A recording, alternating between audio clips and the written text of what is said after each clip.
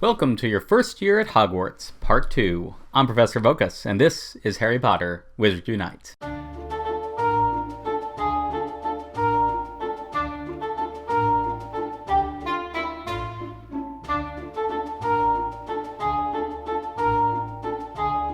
Hello, Professor. I didn't see you there. Part 2 of the brilliant First Year at Hogwarts event does start tomorrow, Tuesday, August 25th at 11 a.m. Pacific time, and then it runs all the way till September 1st, which is also a Tuesday, and ends at 11 a.m. Pacific time. Let's start with some of the basics. There'll be 5 event foundables that you'll be returning and putting on the brilliant registry page.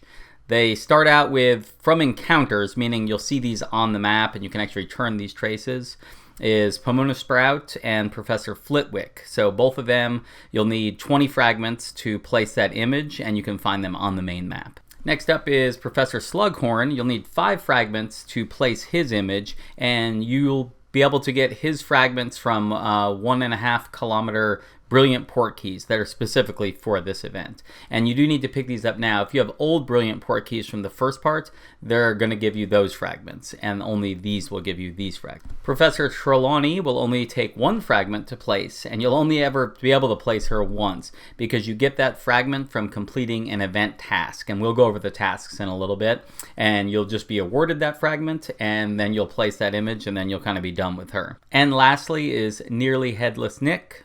He likes to be called Sir Nicholas.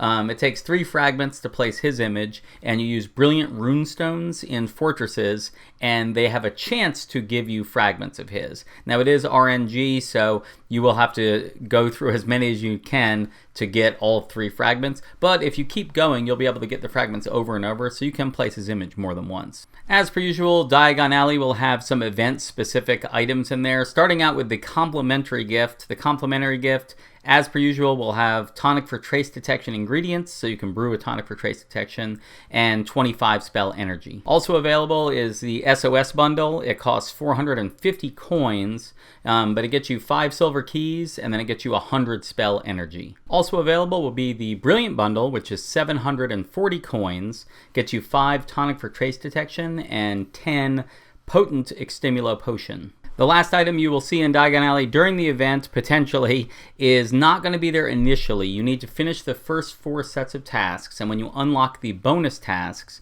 you will unlock the bonus task bundle, the bonus assignment bundle. It costs 2,050 coins, so it's a lot of coins. But it does give you a lot of stuff. It's 10 tonic for trace detection, 15 potent extimulo potions, 10 silver keys, and 150 spell energy. Alright, let's go ahead and get into the tasks themselves. There's 4 sets of tasks, and each set has 3 things you need to do. And if you finish all those, you'll get to the bonus tasks, which we'll go over in just a little bit. So looking at the first set of tasks, the first thing you need to do is collect 2 ingredients or portmanteau off the ground, so pretty easy, and that gets you 1 granny in hair, which is what you use for extimulo potions, which for me is great because that's what I brew all the time now. Next up is use tonic for trace detection 1 time. So first bit of advice, have a tonic for trace detection ready. And if you are not able to have a tonic for trace detection ready, go get that complimentary gift, and then you can go ahead and brew one. So it'll take a little while because you'll need to brew it then, but not impossible still. It'll just take you a little longer to wait for that tonic to brew. But best advice, have one ready. If you have one now, just don't use it until this task comes up. That gets you 4 snowdrop. And the last task of the first set is to return 5 brilliant Pomona Sprout. Again, they'll be on the map. They should be everywhere with the purple beam coming up, and that gets you 1 strong extimulo potion. If you finish all of this, you'll get 550 wizarding experience, 50 family experience for the brilliant registry page that you've been collecting these fragments for in the event registry. You'll get 2 restricted section books, and you'll get 10 spell energy. The second set of tasks starts out with using your master notes to brew faster 1 time. Now again, you're going to have to wait to actually enter the master notes until you get to this part. Now you could actually have a potion brewing and not use the master notes on it. If you knew you were going to be getting to this task, and just use them on a brew that's already halfway through. As long as you're able to still enter the notes, it will count. Now, worst case scenario, when you get to this task, just start to brew a potion and enter the master notes right then. The good thing is you don't have to wait for the potion to finish. You just need to put the master notes in and you'll get credit. So it doesn't matter if the potion, it could be a Brufio's. You don't have to wait for it to finish. And that gets you 4 Erumpent Horn. Next is collect 2 Brilliant Event Runestones, and you're going to need to wait again till this task to collect runestones. And the way you collect it is just by ranking up the event registry page in the Brilliant Event Registry. Again, collecting foundables, returning foundables up to this point is going to get you rank ups. Now, if you really wanted to make sure you're able to collect 2 like immediately, if you can resist the urge, you don't need to go to the registry for anything for the first part of this. As you're collecting or returning foundables, you will build up those things, but you won't be awarded those runestones until you actually go to the registry, and it'll take you to that event page, and it'll immediately show you rank ups, and you'll be getting runestones. So if you just do not look at the registry and wait till this point, go to your registry, and when you go there, I bet you already have 2 rank ups at this point, and you'll get 2 runestones, in which case you'll complete this task, which does get you 1 unicorn hair, which is used for potent extimulo potions exclusively. And then the last task of the second part is to return 7 Hogwarts School Foundables. Now notice this isn't talking about Brilliant Event stuff, it's talking about Hogwarts School Foundables. There will be increased spawns of specific Hogwarts School Foundables, although they've said it's not even across the board, and it'll kind of make sense. So it'll be the 4 Hogwarts students, so Slytherin, Hufflepuff, Gryffindor, and Ravenclaw, which you see here on the screen. And then, so I'm guessing those will probably appear about evenly, close enough.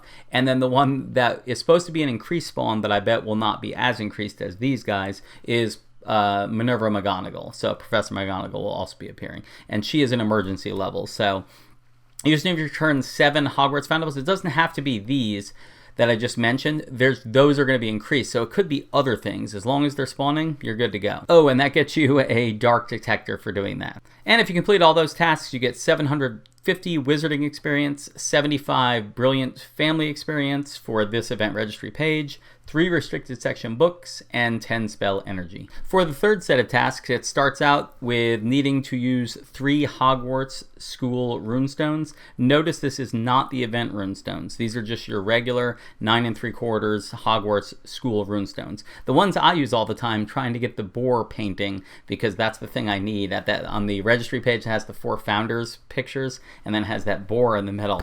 And it's from Fortresses, so you need to use the Hogwarts runestones. So I'm using them all the time.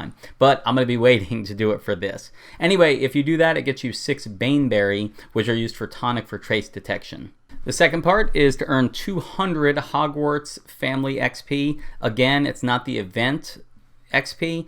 It is specifically 9 3/4, first year at Hogwarts. They're kind of going for that. So it's Hogwarts experience. Now, if you just use those 3 runestones, if you got any Hogwarts Foundables, then you probably get a little bit of family XP. And because of the increased spawns of the 4 students plus Minerva McGonagall, and any images you could place of those, you're going to get your 200 probably pretty quickly. You have a whole week to do this, so this shouldn't be too difficult to do. If you have any images almost ready to place or ready to place for Hogwarts, just hold on to them, and you can place that image when you get to this step, and it'll go a lot faster. And if you do that, it will get you 2 Erumpent Horn. And last is just to return 10 Brilliant Professor Flitwick, which will be an event foundable, again, the purple beam. Just return 10 of those when you hit this step, and you get a silver key to help you out with port keys. And if you finish all of the third set of tasks, you'll get 1,250 wizarding experience, 75 brilliant family experience, 5 restricted section books, and 10 spell energy, as they always do. For the fourth set of tasks, it starts out with having to complete 5 wizarding challenges with 3 or more teammates, which we just did that this weekend too. So exactly the same task. Again, reminder, you don't need 3 other people, you need 3 total people. You and 2 people meets this requirement. You'll get 1 spell book for doing that. My recommendation will be to use the Brilliant Event runestones for this because of the second part. And the second task requires you to get 300 Brilliant Family experience. So in order to do that, it's going to be smaller chunks because the Brilliant Event Registry page doesn't have anything that just gives you like 100 family experience at once. It's all small bits. Placing images generally gets you 10 family experience or less. It might only be 6. And you can't necessarily grind all those. You can grind, obviously, the runestone ones where you go into Fortress and get enough fragments and place the image again. You can also do from the main screen, Flitwick and Pomona Sprout. You'll be able to place their images down. And then from port keys, you get Professor Slughorn, so you'll be able to put him down as well if you're unlocking a lot of port keys. My recommendation for this, though, is probably going to be just work on the Pomona Sprouts and the Flitwicks. That's going to you're just going to have to kind of grind away at that. Whenever you go into a fortress with the Brilliant Runestone, if you are awarded Nearly Headless Nick fragments, you will actually get 10 family experience from doing that. So running runestones will be potentially a good way. I know it's 300, so that would be 30 fortresses, if that's all you did. But you're going to be able to do the Flitwicks and the other stuff, potentially Slughorns, but that is port keys, which is kind of a pain. So really it'll be the fortresses and that. And when you build up enough of the Nearly Headless Nicks and place that image, that's going to get you family experience. But there really is no super quick way to just place an image and get 300 family experience. It's always going to be in chunks of 10 or less. But you can definitely double up by doing those event runestones and getting Nearly Headless Nick's fragments. In addition to whenever you do get awarded one, you're going to get 10 family experience just as a bonus for that. In addition, the third task is going to help you with this anyway, because since you need to do the third task, you have to return Brilliant Event Foundables and get 10 Mysterious Note pieces, which makes me believe, based on this, when you get to this task, at that point, when you're returning Brilliant Event Foundables, you'll be getting Mysterious Note pieces attached at that point as part of the rewards until you get 10. So you're gonna have to grind through a bunch anyway. I don't know if it's gonna be 100% drop. Either way, you're going to have to get at least 10 of something, and that's going to help you get that family experience and get closer to placing images. That gets you one spellbook as well. And if you complete all the fourth set of tasks, you will get a fragment for Professor Trelawney, in which case you can go place her image. There's actually no reason to not place her image. There's nothing else you'll need to do that involves placing an image from the Brilliant page or getting more family experience from her. You'll also get 50 gold coins, 5 restricted section books, 5 defense against the dark arts books, and 30 spell energy. But at that point, you will not be done. At that point, just back out to the main screen, and then something will pop up and it will say the SOS has got some special assignment for you. And then when you go back into your daily assignment screen, you go to special and you'll see the bonus tasks. Before we get into the bonus tasks, reminder that it would be at this point that the red dot would probably appear at Diagon Alley, because it's now that you could go get that bonus assignment bundle that costs 2,050 coins. So moving into the bonus tasks. The first one is to just get 10,000 wizarding experience, and which will get you one spell book for completing this. You don't need to do anything special for this. Just keep playing the game. You'll unlock this no matter what, because you're just going to be getting experience the whole time. Especially if you're doing the next thing, which is to return 45 brilliant foundables. Now, returning a foundable will mean from the main map, which means it's only going to be Pomona Sprout and Professor Flitwick. If you end up collecting fragments from port keys and place the image, or end up collecting fragments from fortresses and place the image, placing an image is not returning a foundable. Returning a foundable is actually casting a spell from something you encountered on the main map. So it is going to be those two. So you're going to have to return 45 of those, a combination of those two, and that will get you one spellbook as well. And yet again, win in your highest unlocked chamber, which has pushed a lot of people up to, maybe if they're not somebody that plays a lot, then every time they get to this, and if they do go up, they're constantly getting to a level chamber that maybe is beyond their reach. For those of us that played a little while, then you're probably at Dark 5, and so that hasn't changed. It's still Dark 5. And it's going to get you one spellbook as per usual. More interesting is the next one, because I think people are not going to be happy with this one, because you're going to have to run a lot of fortresses, potentially. It's to defeat 7 formidable foes in wizarding challenges, and it gets you one doll draft. This can be a bit frustrating because you can go into fortress after fortress and not get formidable foes, and even worse is you need to defeat it. So even if I'm in a chamber with somebody, everybody might start going after it. So it's going to encourage people to want to go after that formidable foe, even if it's not the thing that they're good against. So if you're a professor, you might want to go after an Urkling because it's formidable and you want to complete this task, which for me means when I get to this task, I'm probably going to do a lot of chambers solo, just so I'm not having to worry about that. Nobody has to step on anybody's toes. The super high level chambers potentially could have some formidable foes, but because I'll be going in solo, I'll probably be sticking around Ruins 5 to probably Tower 5. Anywhere in there, usually I'm going to see them a little more often. If you do the lower chambers, I think there's less of a chance, and the higher chambers, there's less of a chance, because the higher chambers, they throw harder things at you, and the lower chambers, you tend to get easier things. So I'm going to stick around there. I looked a lot. I haven't seen a chart out. If somebody knows of a chart that gives the percentage chance of you getting the different levels of foes and chambers, I would love to know that, to know exactly which chambers have the highest percentage of formidable, because we've had other tasks like this before. So anyway, for me, it's going to be Ruins 5 to Tower 5, and I'll just be soloing those so that if formidables pop up, I don't have to feel bad about engaging it because I'm taking it from somebody else. No one's, fighting over it. And the last one, I don't think this should be that hard. It's cast 30 good or better spell casts, and it's going to get you 1 silver key. Now, based on you have to get 45 brilliant foundables, if 30 out of those 45 you can just cast good or better, I would imagine you probably would have cast good or better for almost all of those. You're going to complete this task while you're doing that. So again, I wouldn't even think about this one. Just do the 45 brilliant foundables returned, and this one's probably going to get done along the way. And if you can complete all the bonus assignments, you'll get 2,000 wizarding experience, 100 brilliant family experience for this event registry page, 5 defense against the dark arts books, which gets you up to 10 for this event, which is what they've been doing, pretty standard. You'll also get an achievement badge that you will appear on your ministry ID if you want to put it on there, because you can have 5 at any given time. This just gives you another option.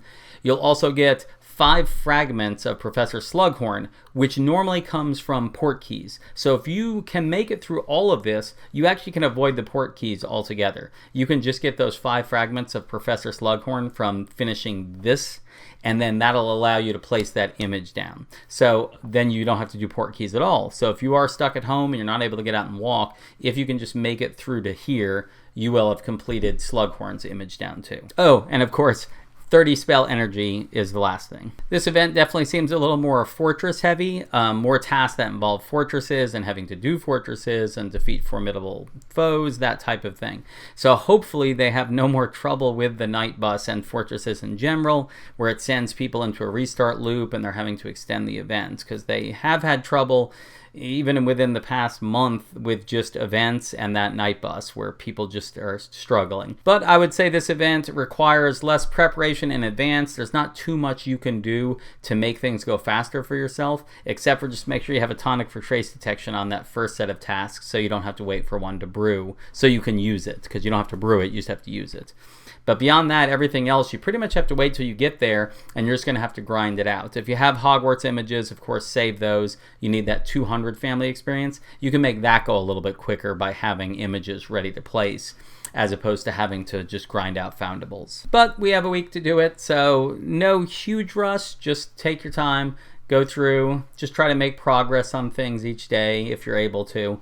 And before you know it, you'll be on the bonus tasks and finish up the event, hopefully, and get those formidable foes and challenges. I hope this guide will help you get through the event. And if you do have any questions, put them in the comments. I'd be happy to put it in my next video, or just reply to you in the comments on whatever questions you might have. It might be an I don't know, just to warn you. But in general, I can usually explain myself a little bit better in type instead of just in a video itself. All that being said, I'll see you guys tomorrow. Nox.